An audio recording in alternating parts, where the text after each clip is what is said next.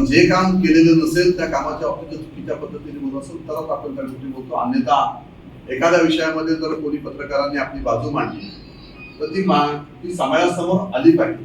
मी तुम्हाला छोटंसं उदाहरण ज्या ठिकाणी पु. ल. देशपांडेंचं देईन. पु. ल. देशपांडेंना एकाने विचारलं की खरा पत्रकार कसा असावा,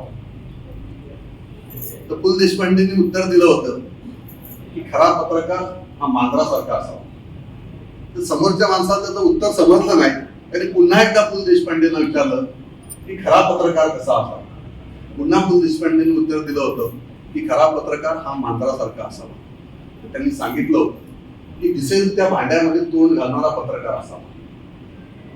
तुम्हाला हा शब्द चुकीचा वाटला, परंतु समाजामध्ये जे काही चुकीचं घडत असेल ते आपण समाजासमोर आणण्याचं काम आपल्या लेखणीतून आपण करावं.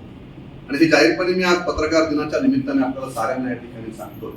कारण समाजामध्ये जर खऱ्या अर्थाने अन्याय अत्याचार होत असतील तर ते समाजासमोर मांडण्याचं काम, प्रशासनाच्या समोर मांडण्याचं काम, लोकप्रतिनिधींच्या समोर मांडण्याचं काम हे पत्रकारांनी त्या ठिकाणी करावं. आणि म्हणून पत्रकारांना लोकशाहीचा चौथा स्तंभ म्हणून आपण त्या ठिकाणी ओळखलं जातो.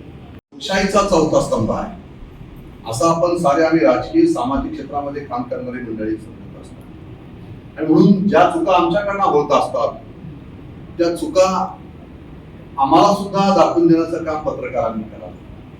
त्या चुका समाजासमोर आणाव्या जेणेकरून आम्हाला त्या चुकांमधून बदल करता येईल, नव्याने शिकता येईल. अशा पद्धतीचं काम आम्ही पत्रकारांकडून अपेक्षित करत असतो.